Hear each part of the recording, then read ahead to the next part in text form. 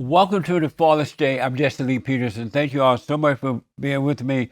Remember that you can support the Flawless State by going to theflawlessstate.tv/donate, also on locals.com, and you can become a member on YouTube there. Amazing. Thank you all for that. I have with me Lilly Gaddis, and she is the host of Down the Lane with Lilly Gaddis. Lilly, thank you so much. You are a TV person. You're a social media personality, so you've been pretty busy. I've been very busy. I'm not probably not as busy as you are, but I'm trying to keep up. I want to ask about this trad wife. You said it's not you. You're not even married. How did that come about? Okay, so when I had a video that kind of went viral, and that's what put me on the map, I guess. Uh-huh. And I had said a slur in there. That's why it went viral, unfortunately. And then there was these big news outlets, like far right outlets, like the Daily Beast was one, Daily Mail, TMZ was another one. And I started noticing that all these headlines were calling me trad wife TikToker says a slur or says something racist or whatever. Right. And I was like, huh, where did they get that from? I guess because I was cooking. So they just assume people who aren't married must not cook at all, right? Yeah. Either that or they decided this is a good way to be able to trash traditional wives. We know that they want to attack those sorts of women who choose the more traditional route. So a great way to be able to attack them and make them look bad is to, use somebody like me who's not even a trad wife and label her trad. So again, I never said that. Why would I label myself that? I'm not married. Right. I would love to be trad, but I'm not married. So I'm not in the club yet. Nice. I saw the video where you were cooking and you said the so-called N-word or whatever, but Yeah. it wasn't anything. It wasn't negative at all. It meant nothing except what you were doing. Were you surprised at the backlash about that, and how did you deal with it originally when you first heard the breakout? Right. I mean, I was definitely surprised. I made TikToks just for me and my friends on that account. I never really thought it was going to get any attention or I wouldn't have posted it, but I posted it for about a week and nobody cared. It was just my friends commenting and they were like, yeah, this is so true, talking about what I was actually talking about. And then I guess a few SJWs got a hold of it and, the rest is history. But no, it actually in that context, I didn't mean it offensively at all. I was just Right, saying a word like I would say dude or something like that. right. Had a black woman said the same word with the same everything being exactly the same, do you Right. think there would have been a backlash about that if a black woman said it? Absolutely not, because I see videos of black women saying it all the time, and Yeah, it doesn't create this firestorm. But if you look like I do, you're not allowed to say that, and I have a problem with that because we're supposed to have free speech. Like yeah, you have the right to call me a cracker, and I have the right to right. call you if I want. Yeah, that's right. Absolutely. Exactly. And so, were you afraid of the backlash? Or did you become afraid? How did you handle it? Well, I mean, the thing is, it's like once something like that happens, there's no undoing it.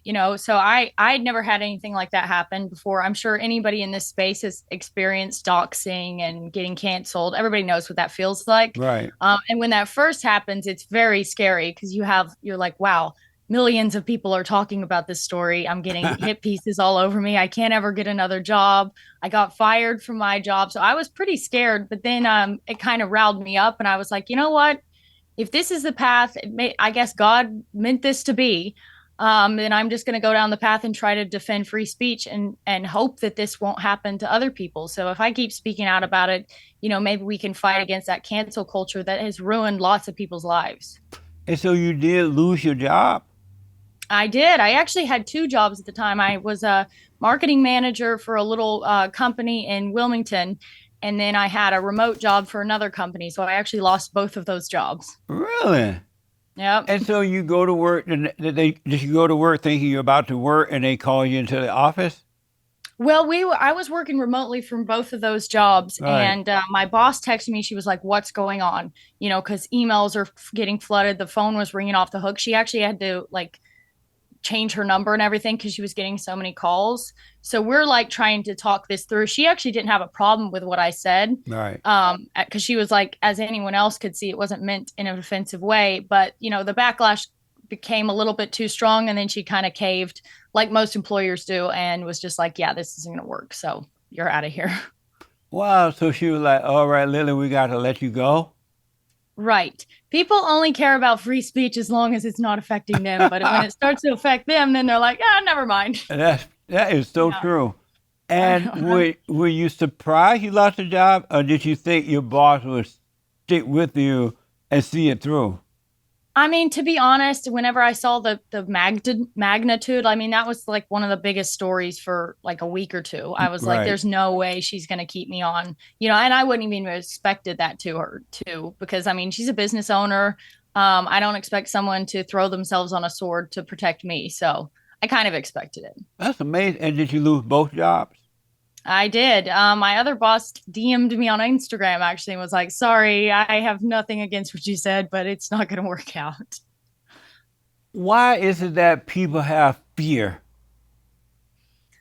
I mean, I guess it's easy when it's not happening to you to be like, "Well, why aren't you more brave?" And I've said the same thing, like, why don't employers have a little bit more backbone with these sorts of things? But, when it's a business you've worked for, you've invested money for, and you Yeah. have hundreds of thousands of people attacking you. I mean, people actually were showing up in the parking lot of my marketing job, and she told me, "Don't even come in because there's people outside the door." So, for people who've never experienced this before, we're used to it by now.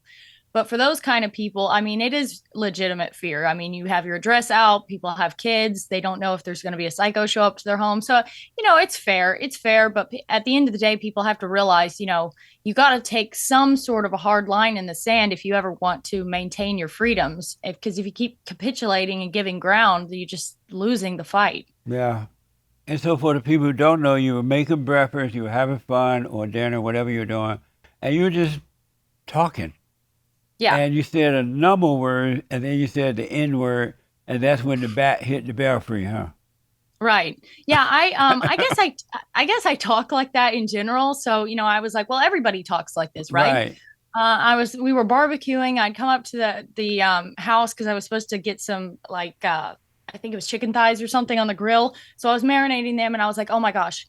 I've got to talk about this gold digger issue because every guy thinks they have to have, tons of money to be able to get a girl." And I'm like, most people I know marry poor guys. They don't care about that sort of thing. So, of course, the substance of the video was lost on everybody because of the unfortunate choice of words that I used.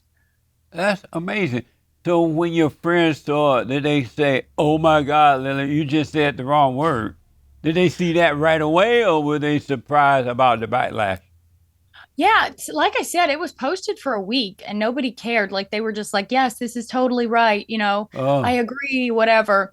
And it wasn't till everybody started freaking out about it that my friends were like, "Whoa, Lily, what happened? Are you okay?" that's amazing. Hmm. And so is it starting to die down now, like go away?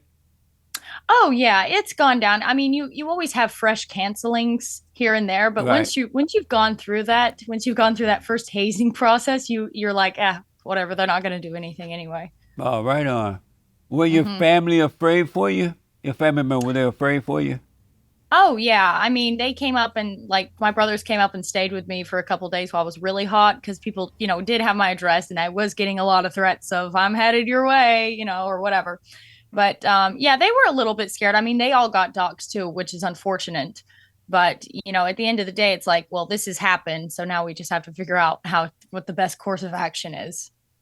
I think it's so amazing that human beings overreact to a word. You Right. know, a word that someone else says or use when it has nothing to do with that individual at all is only with the person that said it. But yet people tend to somehow or another make themselves a part of the word. You were not talking about anyone in specific. You didn't Right. say JoJo is that blah blah blah, but they reacted as though you said their names. You know what I mean? Right. Well, I feel like victimhood is almost a currency in today's age. Like, the biggest victim gets the most attention and whatever. You want to Yeah. be a victim, and that's incentivized and encouraged in this sort of current climate right now. And there's not a lot of actual victimhood. Like, let's be real. There's nobody's getting Yeah. lynched, nobody's getting beat up. Um, there's not a lot of real racial attacks. There's a lot of fake ones, like the Yes. Jesse Smollett issue, but people still have that desire to be a victim. So I think when they see something like this, it's a snowball effect where if they didn't have that attitude, they wouldn't think anything of it. But they have to play the victim. They have to get on board, and now they're with a team, and now they're all crying about it. So I feel like that's what it actually is. I don't think these people are actually offended by that, and I if they are, they're agree. super weak. I totally agree. What's important to you? What is important to me? I would say my family's the number one important thing. I'm a Christian, so that's important to me. And then having freedom. Like you can't really have a happy family if you're not free. How you can't even worship Christ if you're not free. Like they'll shut Right. down the churches and stuff like that. So freedom's extremely important to me. Freedom for Amazing. everyone, by the way. Yes. And so, how long have you been a Christian? I'm not a very good one, but I did. I had my conversion experience when I was 12. I was out riding a horse, and I was like, it just kind of clicked. My family was all Christian, conservative, so that helped. I was already raised in a household where I was learning about God and reading the Bible all the time, but it clicked at a very young age, which is good. You go up through ups and downs, and when you doubt things, but yeah, I would say it's been good for a while. Definitely happened when I was 12. I remember that distinctly. Amazing. And so, when you say you're not a good Christian, what does that mean? Well, I mean, I would never want to set myself up as an example to anyone. I mean, I've messed up. I have a child out of wedlock. I'm not married. I swear sometimes. So yeah, I'm not the best Christian. And have you ever met a good Christian? I mean, we're all sinners, to be honest. I've met Christians who were much better than me, but at the end of the day, we're all sinners, and that's why Christ had to come down and die on the cross. Thank the Lord. But yeah, we're all sinners in a fallen world. But yes, I definitely know people much better than me. But in your lifetime, have you ever met a good one? Maybe you think that there's some better than you, but have you ever met a good Christian? I think so. Yeah, I actually have a girlfriend from a long time ago. She was a pastor's daughter, and she was an angel, like a wonderful person. So yes, I would say she was a good one. Really? Mm-hmm. And that's amazing. So you only met one. Right. That I can think of right now. Isn't that amazing? Yeah, And I so, know. what made the one that you know, your friend, what made her a good Christian? Well, she had her values and she actually stuck to them. Like a lot of us, we'll make mistakes and whatever, and we fall far from the course, I guess. But she actually had her convictions and she stuck to it. And she went to college and she didn't go out and party. She, never slept around. A good person. She was very charitable and kind to everybody and had a good heart. So I think Oh, that's what okay. makes you a good person was when you actually have your values and you stick to them. You're And, not straying from that. and in fact, she had all those values. Were you surprised that she still had anger? Um, Not really. I think what Y- is the Bible verse? It's like just wrath or something. I can't remember it now. It's more proof of me being a bad Christian. But I don't think anger is always a bad thing. I mean, I could be angry at somebody who molests, you know, people or these Hollywood degenerates. I can be angry at that. So I don't think there's anything necessarily wrong with anger. Plus, anytime I saw she was mad, it was like a righteous indignation sort of anger. Really, even though you knew that she was wrong for being angry, you still thought of it as righteous anger?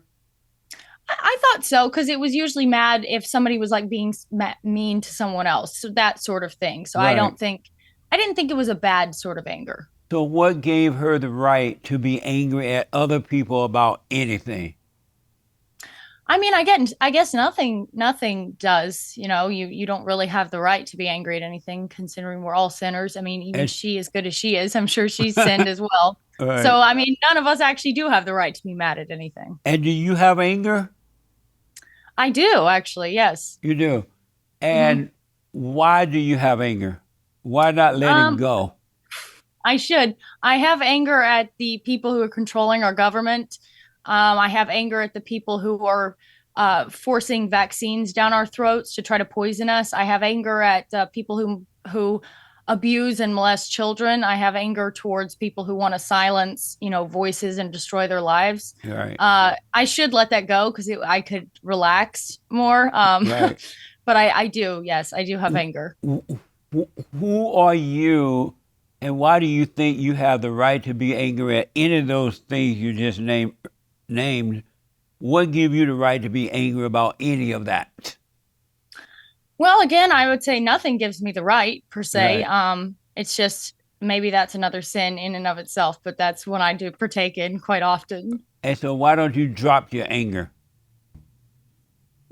Because I feel like sometimes anger can be a good motivating force. Like if you don't get mad at the wickedness in the world, you don't have any motivation to go attack it and try to root it out. You have to be motivated by something, either it's morals or it's anger or just raw emotion. So I would say anger has a good place. Sometimes it motivates people. But if you notice all your life, you've had anger, and yet you have not been able to change anything. Yeah. Well, then that's going down the black pill route. Well, if there's nothing we can do anymore, let's just bury our head in the sand and give up. We're all screwed. And so, but have you ever thought about it? I've been angry all my life at one thing after another one, and nothing's gotten better. It's only gotten worse. And I'm not even happy with the anger. Why am I Right. holding on to this anger? Have you ever wondered about that or thought about that? I never actually thought about that. I mean, I'm not like an angry person. I'm not like just seething all the time. But when Right, I do see a headline of, some person went into a bathroom and whatever, right. that will make me angry. But I consider myself rather a somewhat of a joyful person, to be honest, except in those moments of wrath.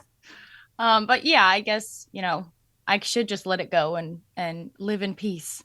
God said that do not trust a person with anger. Anyone that hmm has anger is evil and they cannot be trusted and they are a murderer. And so Right. I don't understand why Christians think anger is a good thing when God said it's an evil thing and don't even trust a person with anger. Why do you say that it's good, but God said it's not? Well, I mean, if God said it's not, then I guess I'm gonna have to step back on my opinion and say it's a bad thing. But yeah, that is right. If you do have somebody who has a lot of anger pin up in their heart, they're going to be somebody you can't trust, much like a coward. If you backstab or hurt a coward, they're going to come after you like crazy. Same with somebody who's angry because they'll just snap at a Yeah. moment's notice. But that's a good point. We should just let that go. So what do you think about it now that I've said that? The Christians are saying that they think Adrian is righteous and is good, and God said it's not good, it's evil, and not to even trust an angry person. So where is the dichotomy in that? I like that word. That's a white word. All right. I know. I mean, I guess it's just another one of the sins that people partake in. We're in a fallen world. There's no one without sin. But yeah, I think Christians justify themselves with a lot of things that they probably shouldn't. Yeah, They support things they shouldn't. They are friends with people they probably shouldn't be friends with. They listen to music that is produced by people who worship Satan. So, right. I guess it's just one of the many things that Christians are falling short of, myself included. Have you noticed that all your life, every Christian you have trusted has been an enemy of yours? They end up turning against you. They gossip about you. They're not like truly friends. They only wanted something from you. Have you noticed that all of your first friends have been that way? I'm definitely not all of them. I try to keep a very small circle. Nice. The ones I do have around me are very good people. Like I feel like they would have my back. But I will say, I have noticed in the church, and I believe this could be a reason why people turn away from the church in masses to a certain extent, is Yeah. there is a lot of infighting, there's a lot of bickering, there's a lot of gossip. It's just another social institution at the end of the day, Yes. regardless of what the intention is. And it's people getting together, and that sometimes brings out the worst in people. But I have noticed that, not particularly amongst my friends who I trust, but I have seen that definitely firsthand in the church. That's amazing, huh? Yeah, it is. Uh, Quite uh, shocking. do you believe, and then I want to come back to the anger thing in a minute here. Do you do you believe that women were created to lead or to follow?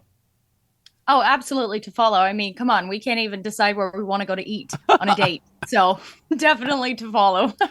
And so, why in America and around the world that women are being put in so many leading positions in life, knowing that it's not the order of God and it's not going to work? And Right. this happening in the churches, politics, and everywhere. Why is this happening, and what can we do to stop it? Well, what I would say is there was a lot of breakdown of social constructs, in the what was it, 1912 or 1913, the Federal Reserve came into place. So now they have an incentive to try to get taxes from males and females. They want Yeah. males and females in the workforce. Interestingly enough, that's around the time when feminism happens to pop up, which is encouraging women to go out and work. And then that's going to have a counter effect as well. So, as you're telling women to go out and do this and you're free, you got the same rights as men, now you have men who feel like, okay, well, this is awesome. Free sex, no commitment. Right. I don't even have to take care of them.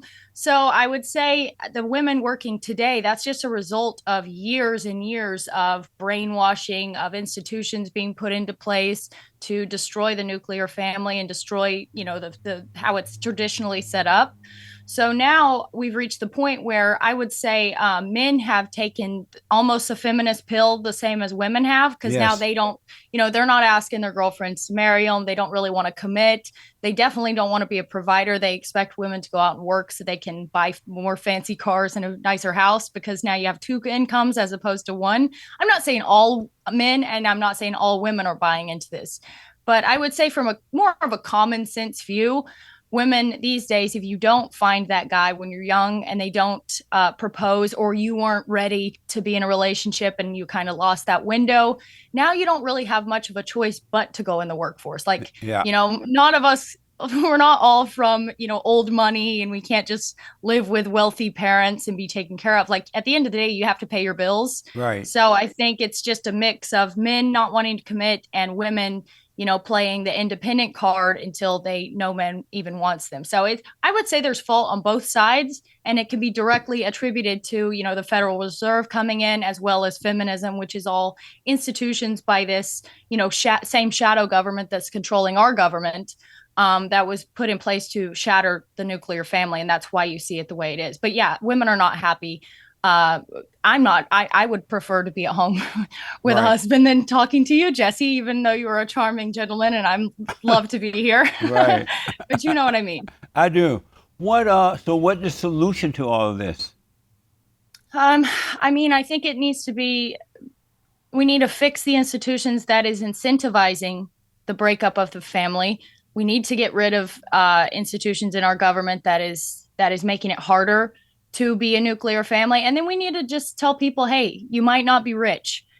But you're better off to get married, have one income, and struggle a little bit, but have kids, and start a family. I would say Yeah. that. So we need to encourage both men and women, because I think um, there's the same strain of feminism, but it's for men, that has made men, get very jaded and feel like, no, we just want to go out and hustle and get money. We'll just have all these hoes on the side. Yeah. And then women, on the flip side of that, you have all these women that's like, oh, I don't need a man, until she's like in her late 30s. And then she's like, uh-oh, made a Yeah. mistake. So if we can try to encourage both parties that this is the right way, then I think we're on the right track. But it's not just one. It's not just the women to blame, and it's not just the men to blame. It's both parties to blame.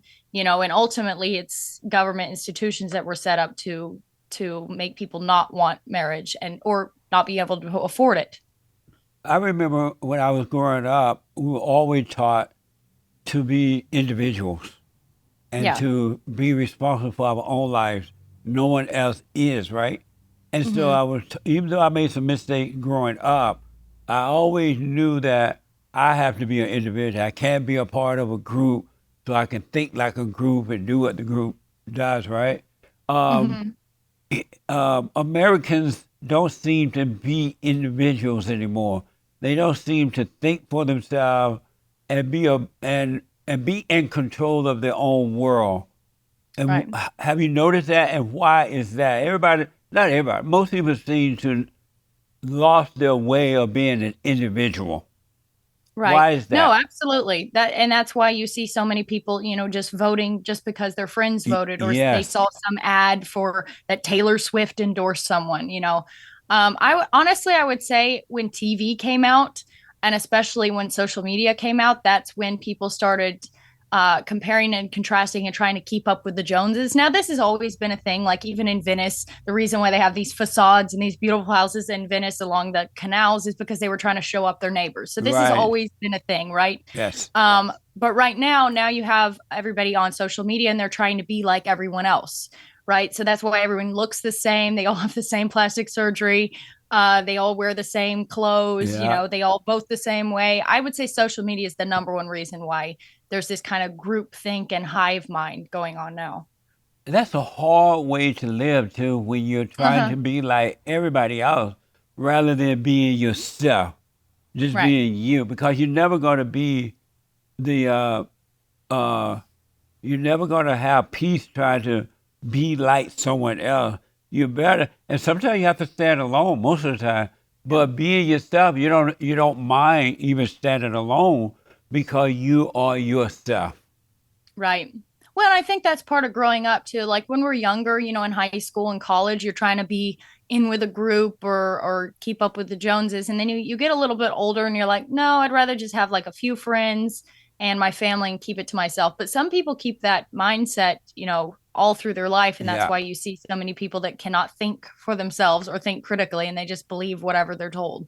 What a mess. I know, indeed. A terrible mess.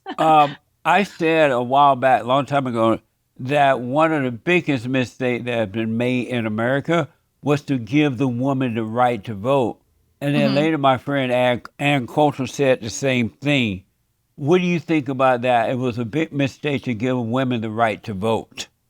Oh, absolutely. I mean, why I again like choosing a place to go out to eat, I want nothing to do with that. I don't care. I personally believe I'm a little bit black pilled at this point. I feel like voting doesn't even work, that they Yeah. are going to put in power who they want at this point. So, I don't know why women vote. They typically always vote liberal.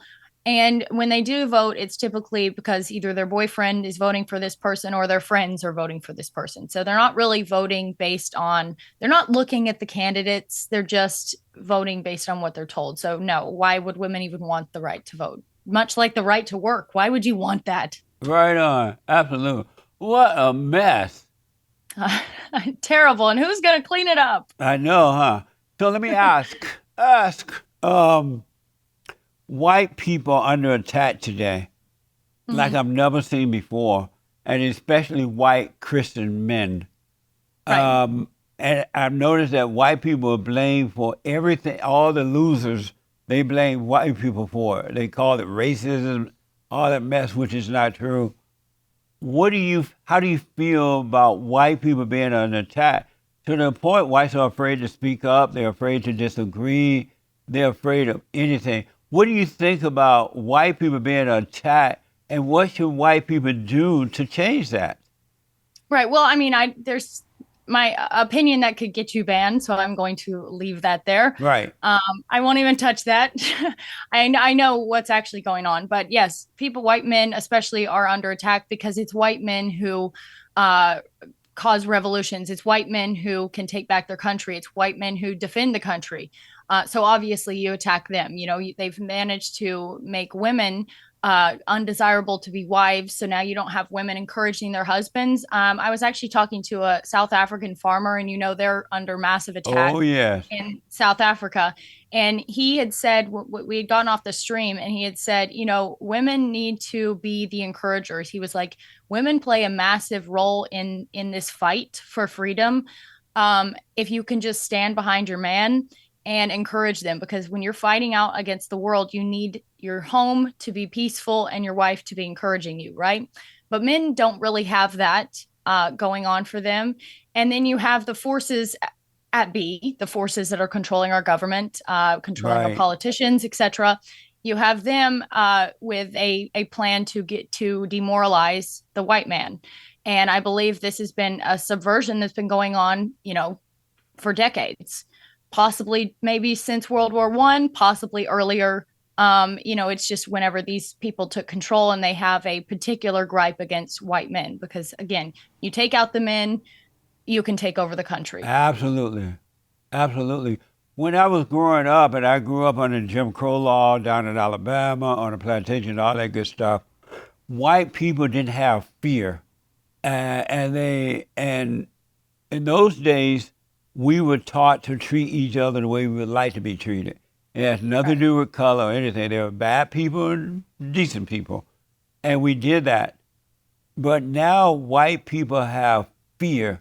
Where does fear come from?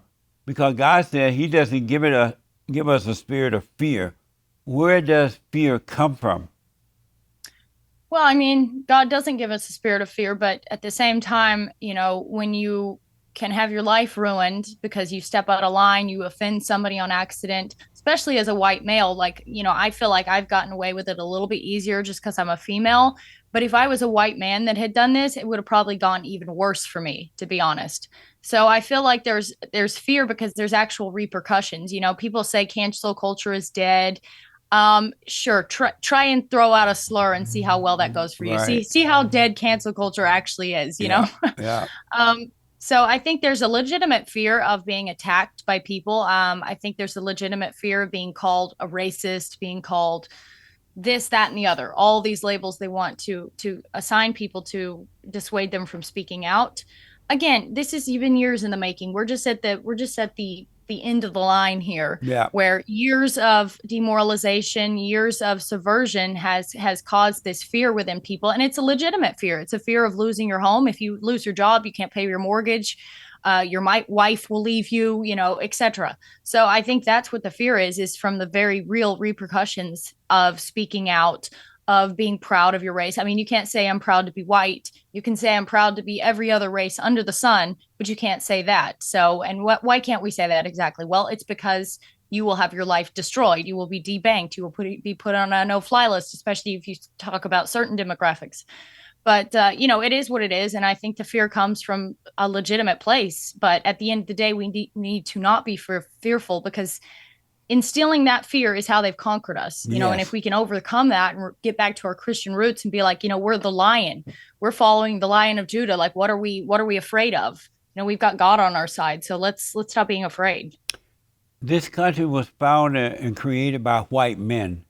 It Yes. was it was God gave them the ability, because they believed in God, to create the greatest country on this side of heaven, and they had to endure things that I can't even imagine having to deal with. But yet, and white people own the country. They made a mistake by inviting other people into the country, and in this country, all the races are accusing white people, just as one group, of being their problem. And it's mind blowing for me to see that. They blame nobody else but the white man. And no Mm-hmm. one says, no, that's not true. That's not right. It's not true. No one says anything about it. And it's not going to get better if somebody don't start speaking up about it. Right. And that's why I encourage, conservatives and right wingers and people who are Republican, they're very concerned with optics and how things look. But at the same time, you have to have firebrands out there. You have to have people who are saying offensive things. You have to have people out there, saying, I'm proud to be white, even though it might be a little bit impolite. You have to have those firebrands to get conversations going. So I Yeah. think we need to encourage all sorts of voices. and stop fed jacketing people. Like you'll see people go to rallies and they're like, oh, they're all feds or oh, they're all this and that, Yeah. and it just hurts the movement in general. Yeah. But yeah, white men are definitely under attack and they founded this country. And the biggest mistake was letting in subversive elements to come in, and then those subversive elements encouraged the clergy plan. They encouraged mass migration. They promoted this idea of we're the melting pot, which that's not the case, but they've created that in our mind to make us feel guilty if we expect this to be our country. They've instilled this guilt in us so that we cannot dare to stand up and even think it's our country because, well, you've been told your whole life this is a melting pot. We're supposed to be the world's nanny and take everyone in. Amazing. That's amazing. I don't know if you know this or not, but 7 years ago I started White History Month. Are you aware of that?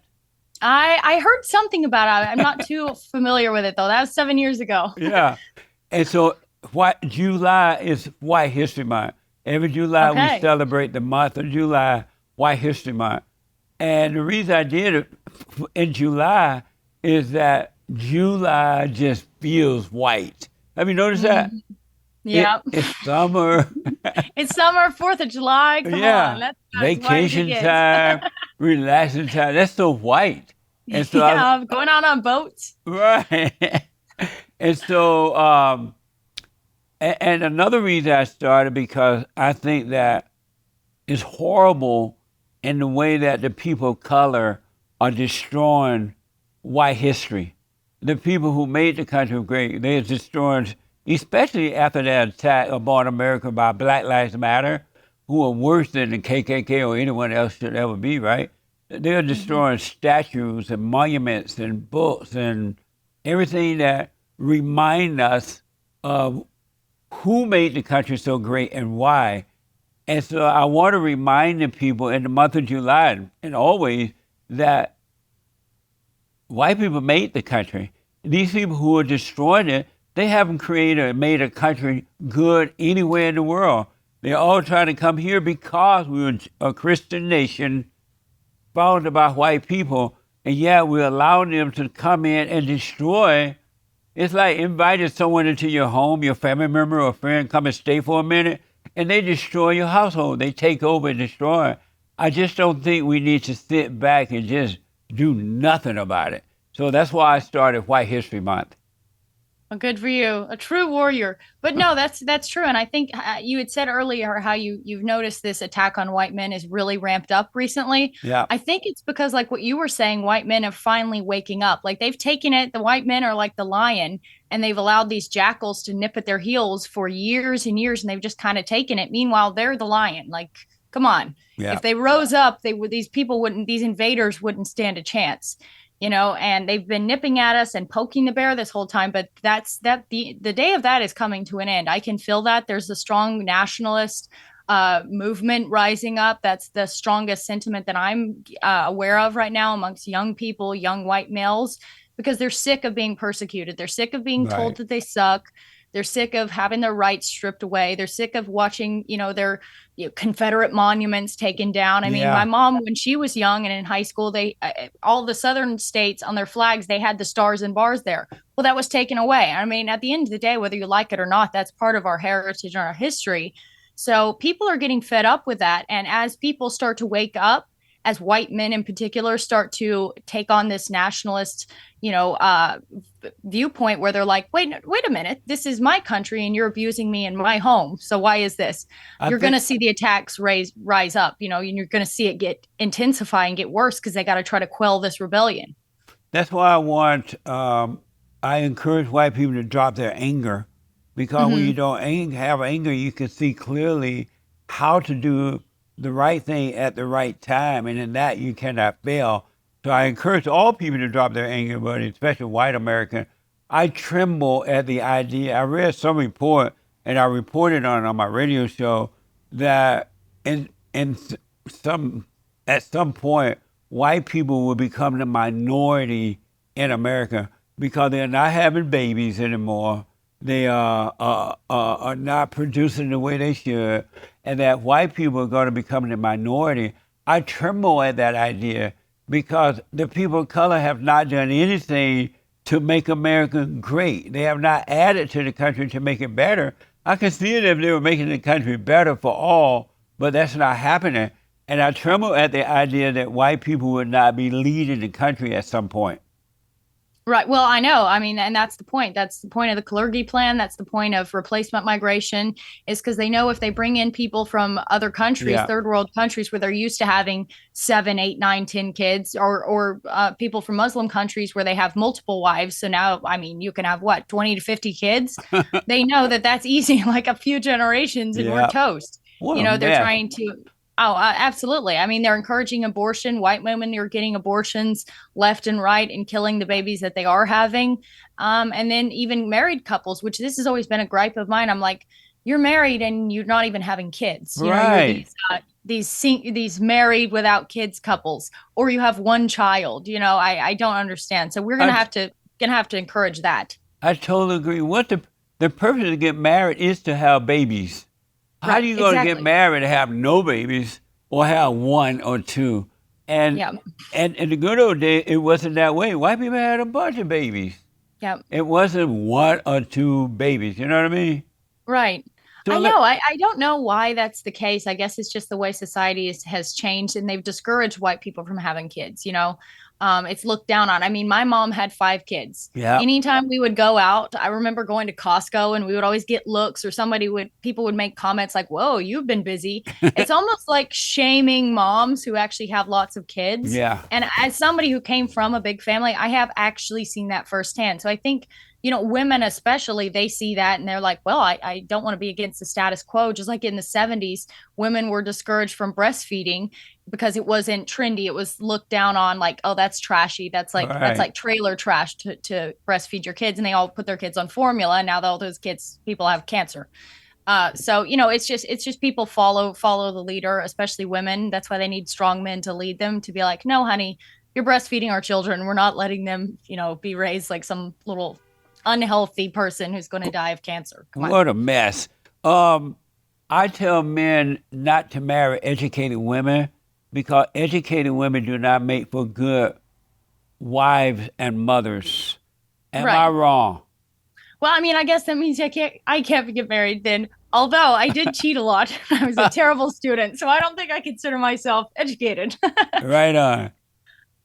It is true though, because I guess that makes women, it encourages them to, be more independent. Not to mention the problem with college is you go into college at 18, the best years of your life. You get out of college when you're, depending on if you go to master's or you get a PhD or go into doctorate school or whatever, you're going to get pumped out at like what, 25. Well, the clock's ticking. You've Yeah. all wasted the best years of your life in college where the men aren't ready to settle down. You go in there freshman year thinking you're going to get a boyfriend, and you're like, oh, nobody dates around here. They're just like partying and having fun. So I would say that's the worst part of college, is because you waste your childbearing years learning nothing, by the way, making mistakes. And then you get out, you're 25, you have like a tiny little window left. And by that time, men are hustling, they're trying to get jobs, and they don't have time to Yeah. date or get married. So you're screwed. Also notice that educated women tend to think that they're equal to men, Yeah. and they want the man, if they do have a child or children, they want the man to stay home and be the wife, the mama, and she go off to work. I know say cases where that has happened. And first of all, I can't believe that any man would allow his wife convince him to stay home and raise the children. And he called himself house mom. That's not even That's manly. It's disgusting. How that man managed to procreate is shocking if he had that Right. attitude. Disgusting. It's It's hard to believe that. disgusting. And so that's one of the reasons that women who are educated don't make for good wives and mothers, because Mhm. they're now on a real ego trip and they believe that they're equal to men, and they Yeah. just want to change everything the way they want it to be, not the right way, but what they want. Well, and two, I think it's like they get a taste of independence, or I don't want to say freedom, because you are more free when you're at the home with your Yeah. kids and you're free to not have to go to Right. work.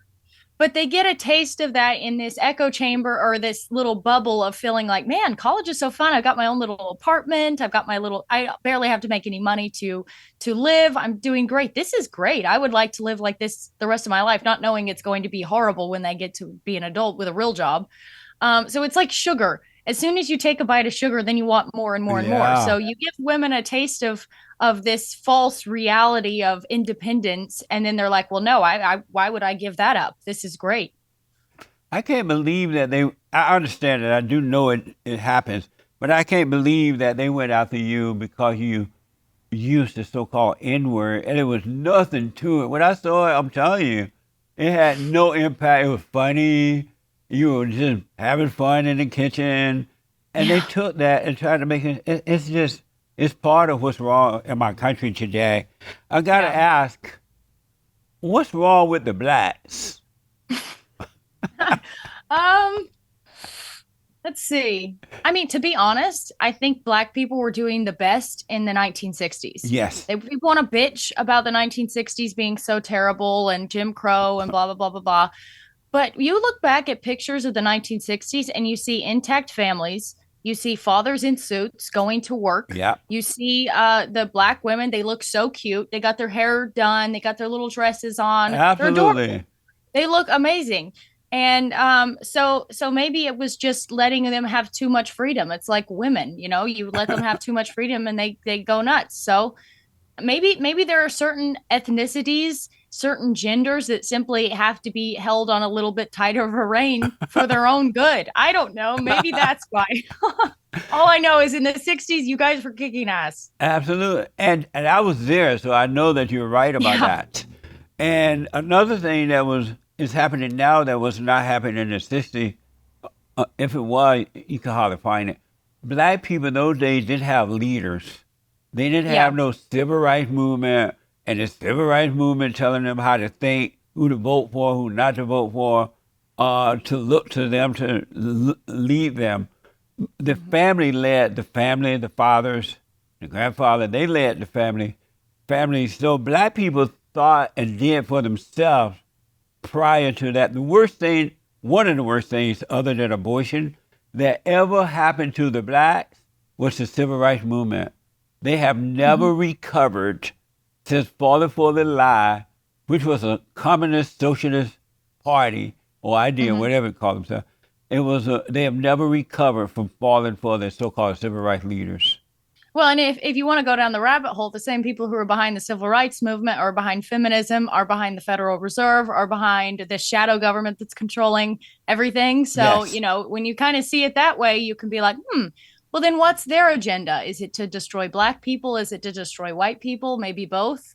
But no, that's true. I mean, you have people now incentivizing victimhood, encouraging this degenerate behavior. I mean, again, the same people behind the rap industry, the rap industry, which is promoting all of this bad stuff, that's essentially ruined the black community. I mean, rap has been, and the music industry, which is holding up, these gang banger type guys and But people who are singing about hoes.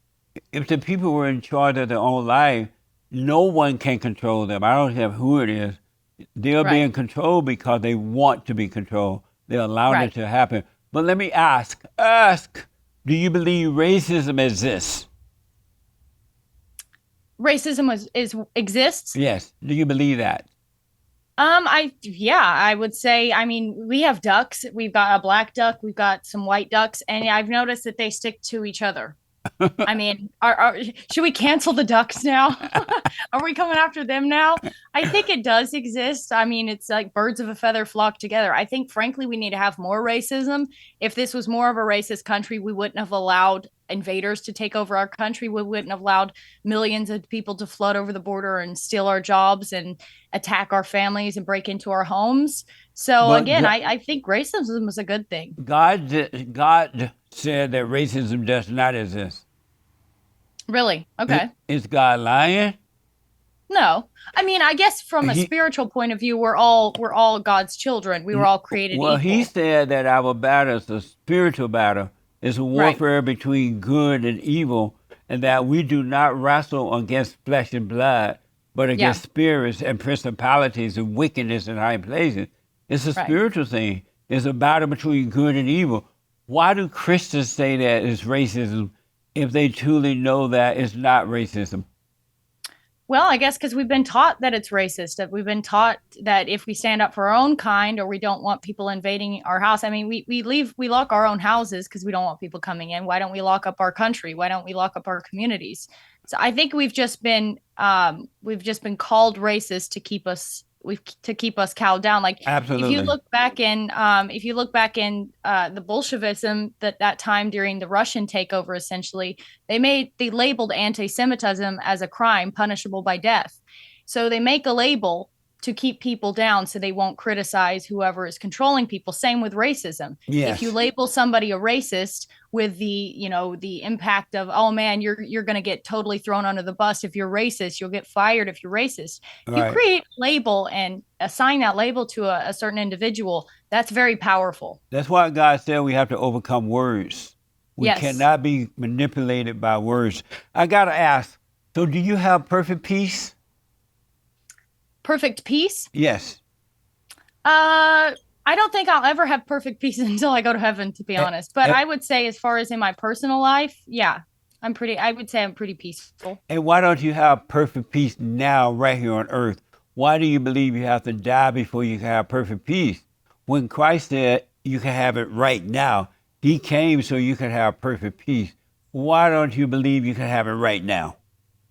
Well, I have perfect peace in the knowledge that I know that I believe in Christ, that I know where I'm going, that I know who actually holds my soul. I have peace in that instance. Now, we all have unrest. Sometimes it's like, how am I going to pay the bills? What am I going to do? There's terrible things happening in the world. How am I going to protect my family? So, I don't know if it's peace means, never having any trepidation about anything. But as far as peace, as far as my relationship with Christ, I absolutely have peace there. But with other things, not all the time. He said that if in perfect peace, you don't think about even those things. Don't think about what you're going to eat, what you're going to wear, where you're going to live. Don't think about tomorrow, yesterday. In perfect peace, it's impossible to think about those things because he will provide for you. He will show you how to live on earth, have a job, make money. But he tell you not to take any thought about those things. So because of time, let me ask, if you could have perfect peace right now, would you accept it? Absolutely, yes. And I need to start working on that. Okay. So you will accept perfect peace if you can have it right now, this very moment. Yes, I'll try. You can. Why don't you drop your anger so you can have perfect peace? Anyone that has anger would never have peace. Drop your anger, and then you will have perfect peace right now. All right, dropped. It's dropped right now? Dropped. Consider it dropped. You want me to tell you how to drop it? Mm-hmm. Do you believe it's possible to overcome anger just like that and never experience anger again? It will be taken away from you. You believe that's possible? I would say no. It's probably a work in process. You have to read the Bible a lot. You have to pray, and work on dropping it. I mean, you can resolve in the moment that you're going to drop it and then start working on it, but I don't think it could happen in the blink of an eye. And why Maybe not? it can. And why not? Salvation is in the blinking of an eye. Why don't you believe? That is true, actually. Well, maybe it is in a blink of an eye. You convinced me. May I tell you how? Okay, go for it. You got to forgive your mother. Your mother has recreated you in her image, and she has turned you away from your earthly father by playing victim, and made you angry. Feel sorry for her, and you identified with her. And the moment you became angry at her, because you didn't know how to handle that hell in her, you were a child, and your father were not able to protect you from your mother because he married his mother. He married a woman. All men hate their mothers and women. And so he ended up marrying the person he hated, and he was not able to protect you from her. Your mother could not help herself because her mother did it to her and her mother, and she's done it to you. And if you don't forgive her, you will do it to your child. You got to forgive your mother Hey, mother, I'm sorry for resenting you. I realize now you can help yourself. I become like you. And when you apologize to your mother for resenting her, don't ask her to forgive you. You apologize for resenting her, and God will forgive you and give you perfect peace. He'll draw you to the kingdom and give you perfect peace. And forgive your father for not protecting you from your mother. He loved you. He just didn't know how to deal with your mother. Well, I'm not going to go into any personal details, Right. but my mom didn't have to tell me anything bad about my dad. I was able to see it all in person. Again, I don't want to talk about this. I'm not going to talk about this, but Right. my mom has, believe it or not, she actually never talked shit about my dad. In fact, sometimes I would tell her, well, why don't you like tell your side of the story? You know, you just sit back and take it. So no, if anything, she didn't take up for herself enough. So I would never throw my mom under the bus like that. I have no resentment for her. She did everything for us, even despite the fact that But didn't what you work out. didn't But know, what you didn't know growing up, is that she was acting that way with you guys, but with your father, she was giving him hell. no. She was pretending that it was him, and he was angry too because he resented her. He never forgave his mother, so it was two devils married together, fighting one another. And because you didn't see it, and I don't want to make you even see it now, but I want you to pay attention so that you can see what happened to you, so you can forgive her. She couldn't help herself, and your father could not help himself. And I promise you, without a doubt, when you can see what happened and you forgive them both by saying, hey, I'm wrong for judging you, because you're wrong for judging your father as well. Because as long as you judge your father, you would never know God. You'll know about him, but and knowing about God is not knowing God. You just have an idea about him. Ideas about God keep you away from God. You have to Mhm. drop all your ideas about God, and then you will come to know Him through understanding. But look at it, and I don't blame you for not wanting to put all your personal business out there like that. But you need to look at it so you can forgive your mother for setting you up and turning you against your father, and forgive your father for not protecting you from her. He loved you. He just didn't know how to deal with your mother, and that's why he was so violent against your mother. Meaning that whatever happened happened, right?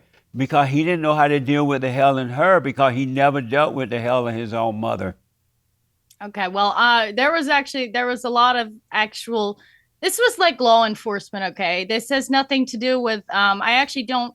No, Right. I would never insult my mother. How would You you be can tell insulting her it's by easy. It's easy to know what is good and what is bad. It's easy for me to see, even as a child, to see, well, this is good and that is bad. So my mother has been nothing but amazing, and she just happened to get with a bad person. You can admit that sometimes a husband is just a bad seed. They're simply a bad person, and I'm not saying that because she ever told me that. I'm saying that because of what I saw with my own eyes. A lot of deep seated issues that, if I could come here with receipts, it'd blow your mind. But no, I that's not the case at all. So I mean, I'm able to have eyes. I can see the truth myself. And I not don't really as ever think kids, you about don't that. Yeah. see it. You see it as kids, but you don't understand it, and eventually the trauma of what's happening in the home with the father and the mother traumatize the children, and you can no longer see reality of what's going on. But let me ask: have you forgiven your earthly father? Sure. I never think about him. Have you forgiven him? No. And so, how would God forgive you if you don't forgive him? Well, I guess that's what separates God from man, No, but how? What the? How would God forgive you if you don't forgive your father? because God is agape. God is all powerful. He's God when we're earthly people. But he said you would never be able to enter into the kingdom of heaven until you go and forgive. Well, I'll work on that. Okay. Look at it and see if it's true. Don't be in, don't let the devil tell you, oh, you can't do that, right? Look at it. But I gotta put you on the. Oh, let me ask you one other question. Do you create your own thoughts? I'm sure everybody's thoughts are influenced by other people's thoughts, but in general, yes. And how do you create your own thoughts? By making observations, comparing and contrasting, and just coming to my own conclusions. And so if you create your own thoughts, why do you create thoughts that make you feel bad? And those that give you a false sense of good and bad and good, and you're up and down emotionally. Why do you create bad thoughts for yourself if you create the thoughts? I don't really create bad thoughts to myself, for myself generally, but I guess it's just the fall of man. That's one of the sins that I have committed.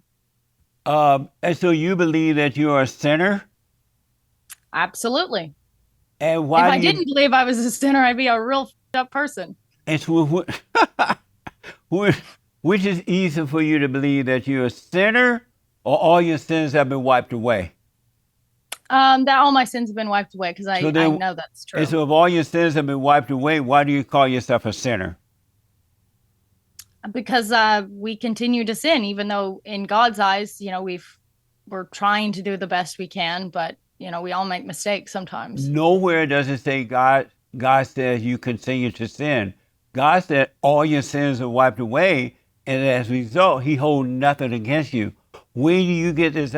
Other than the heart, because it's hard for human beings to admit that they are evil and that their hearts are wicked, and salvation is of the heart, right? And so most people are not going to admit that they're evil, and so they're going to live in their hell. Why Right. do you believe where God doesn't say it at all? He said they're all wiped away. You're forgiven of them. They don't exist anymore. Why do you keep believing that about yourself? That I'm a sinner? Right.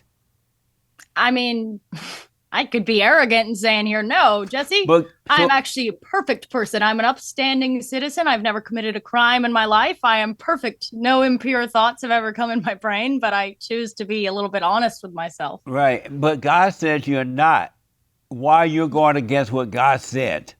Well, I'm talking human to human. As far as with Christ, then I'm like, yes, thank you so much for wiping my sins away, and I'm clean as far as you, and I can stand before you at Judgment Day with a clean heart. But talking from person to person, I would never say I'm a person. So why would you say something other than what He said, even to another human being? Well, I guess I'll stop saying that. No. Let me say this: if you want to be free, you only have one issue, Mm-hmm. and it's keeping you away from the kingdom of heaven within, from living a perfect life right now. You must forgive your mother and your father, because anger is hatred. Hatred is playing God, and it separates you from God. Because anyone that has anger think that they are God. That's why they think they know what they want. They think they can change themselves. They think they know, and they really don't, because they're playing God and they're being kept away from God. But smoke on it, all right? All right, I'll smoke on it. I got to put you on the hot seat. Oh, I know you did. Boy, I wasn't expecting this. No. I need you to But answer. what have you heard? I'm sorry? What have you heard? I haven't heard anything, but I do know without a doubt and for a fact, every human being, man or woman, no matter how rich, how white, how black, how Mexican, how ala uaba, or how feminism or whatever, right? Every human being have the same problem. Their number one problem is that they play God because they cannot admit that they're evil. And until you admit you're evil, God is never going to change your heart to perfect love. The moment you admit that you're evil, and anyone that judges is evil, right? Until you can admit that you're evil, your heart will be wicked, and there's no end to the destruction of a wicked heart. Words cannot express how evil human beings are because they don't have love. But God will change your heart when you admit you're evil and that you're wrong. At that point, your life will change. Smoke on that, all right? I'm evil, Jesse. I'll smoke on that. So I need you to answer these questions as quickly as possible. All right. The hot seat. What is a man? He has a penis. True or false? When she's crying, she's lying. No, not all the time. Sometimes, though. Was Jesus white or black? White. Of course. Have you ever seen a ghost? No. Does a chicken have lips? No. Do we need more white babies? Yes. Is the earth flat or round? I don't actually know, to be honest. Is it ever okay to call a woman fat?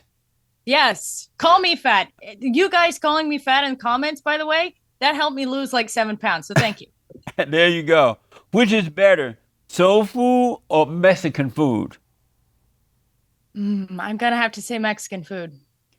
Should we give the blacks reparations? No. No. Nice. Have you ever told anyone how the cow ate the cabbage? No. Does a bear shit in the woods? Yes. Did you have fun? Yes. Thank you so much for taking on the hot seat, and thank you for being here. Tell the folks how to get to your website, your books, or whatever you want them to know and put out there. Go ahead. Absolutely. I am. Well, thank you for having me on. I appreciate it. Got a little bit tense there for a minute, but we're all good. I am on X, the Lilly Gaddis. You can just follow me there. Everything is linked below. I have a show on censor.tv down the line with Lilly Gaddis, and then I also have my own personal show on Rumble. So yeah, the links for all of those are in my Twitter bio. So just go follow me there, and that's about it. And for those who, I'm black and slow, right? So I got to spell out Gaddis, Gaddis. Yes. Am I right? Correct. Well, I really, when you say it got tense, what do you mean by that? Got tense? A little. Oh, I don't know. You never know. I was like, oh man, am I being ambushed here? What's going on? Oh no, I never do that to anyone. I didn't think so. I was like, he seems like he's one of our own. Yes. What's going on, folks? Yeah, I would never do that. Not even to my enemies, to be honest.